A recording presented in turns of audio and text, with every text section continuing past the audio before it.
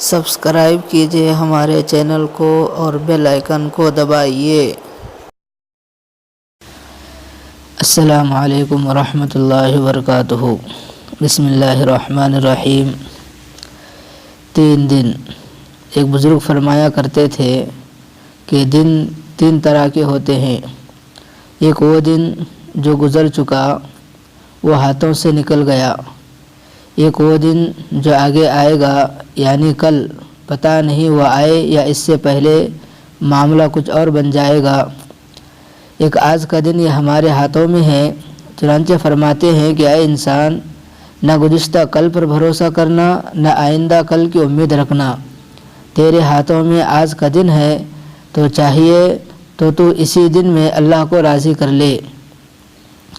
رابعہ بصری رحمہ اللہ کی نیک بندی فرمایا کرتی تھی کہ اے انسان، اللہ تعالیٰ کی نعمتیں کھاتے کھاتے تیرے دانت گھس گئے، اس کی تعریف کرتے کرتے تیری زبان نہ گھسی۔ حضرت مولانا احمد علی لاہوری اپنے درس میں ایک عجیب بات فرمایا کرتے تھے کہ میں ایک دفعہ بازار میں گیا، ایک مجذوب باخدا سے میری ملاقات ہوئی۔ میں قریب ہوا، سلام کیا۔ انہوں نے مجھ سے پوچھا کہ اے احمد علی، انسان کہاں بستے ہیں؟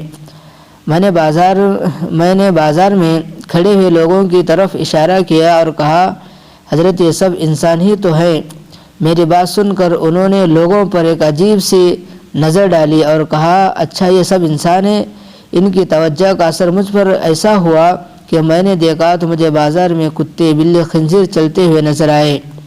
جب میری کیفیت ختم ہوئی تو میں نے دیکھا کہ بزرگ جا چکے تھے۔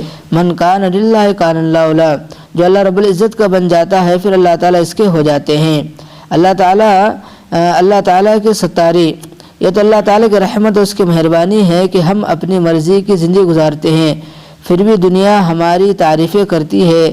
کتاب الاکمال العشیم میں ایک عجیب بات لکھی ہے کہ دوست، جس نے تیری تعریف کی، اس نے در حقیقت تیرے پروردگار کی ستاری کی تعریف کی۔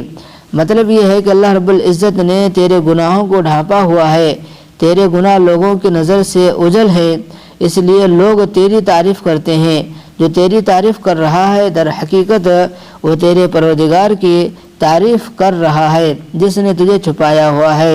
اے دوست، اگر اللہ رب العزت مخلوق کی زبان سے تیری ایسی تعریف کروائیں جس کا تو مستحق نہیں، تو تجھے چاہیے کہ اپنی زبان سے اللہ تعالیٰ کی ایسی تعریف کرے جس کا وہ مستحق ہے۔ بس اللہ سے دعا ہے کہ اللہ تعالیٰ مجھے اور آپ کی ان باتوں پر عمل کی توفیق عطا فرمائے۔